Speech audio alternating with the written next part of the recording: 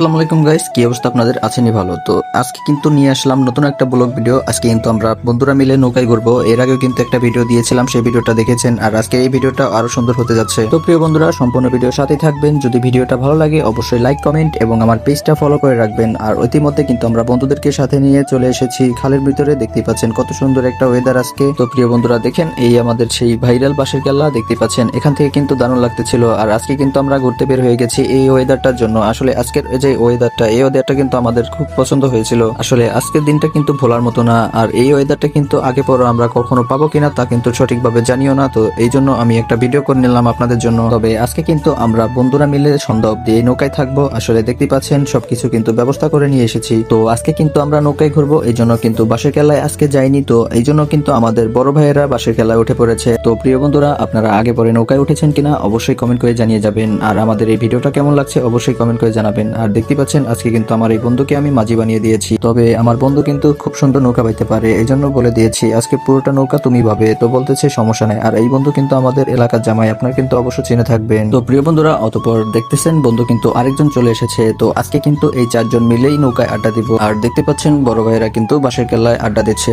আর এই বাঁশের কেল্লায় কিন্তু আজকে আর আমরা যাবো না, তা কিন্তু আপনাদেরকে বলে দিয়েছি। তবে প্রিয় বন্ধুরা, আপনারা যদি মন খুলে ঘুরতে চান তাহলে চলে আসবেন আমাদের এই ফরিদপুর জেলায়। আসলে আমাদের এই ফরিদপুর জেলায় কিন্তু প্রচুর পরিমাণে পানি হয়ে থাকে। আর এই জন্য কিন্তু এখানে ঘোরার স্থানগুলো অসাধারণ হয়ে থাকে। তবে আমাদের এখানে পানির জন্য বিখ্যাত না, আরো ফসলের জন্য কিন্তু প্রচুর বিখ্যাত। আর এখানের সৌন্দর্য কিন্তু আপনার অবশ্যই নজর কেড়ে নেবে। তাই প্রিয় বন্ধুরা, আপনারা কিন্তু সময় পেলে অবশ্যই চলে আসবেন আমাদের ফরিদপুর জেলার ভিতরে। আর জেলার ভিতরে আসার সাথে সাথে দেখতে পারবেন আপনাদের মন কিন্তু অবশ্যই ভালো হয়ে যাবে। আর দেখতে পাচ্ছেন এখন কিন্তু আস্তে আস্তে সন্ধ্যার দিকে ঘনিয়ে যাচ্ছে। আর সন্ধ্যা হলে কিন্তু এখানের স্থানগুলো আরো বেশি ভালো লাগে। আর রাতের বেলা একটু মশায় কামড়াবে, তো ব্যাপার না, আমরা কিন্তু কয়েল নিয়ে চলে এসেছি। তবে প্রিয় বন্ধুরা, আমাদের এই গ্রামে ঢুকলে কিন্তু আপনি এই বড় বিশাল বিশাল টাওয়ার দেখতে পারবেন। আর এই টাওয়ার গুলো কিন্তু দূর থেকে ভীষণ সুন্দর লাগে। তো প্রিয় বন্ধুরা, আজকের এই ভিডিওটা আমি এখানে শেষ করে দিচ্ছি। আর আমার এই ভিডিওটা আপনাদের কেমন লাগলো অবশ্যই কমেন্ট করে জানাবেন। আর যদি ভালো লেগে থাকে অবশ্যই আমার পেজটা ফলো করে রাখবেন। ধন্যবাদ।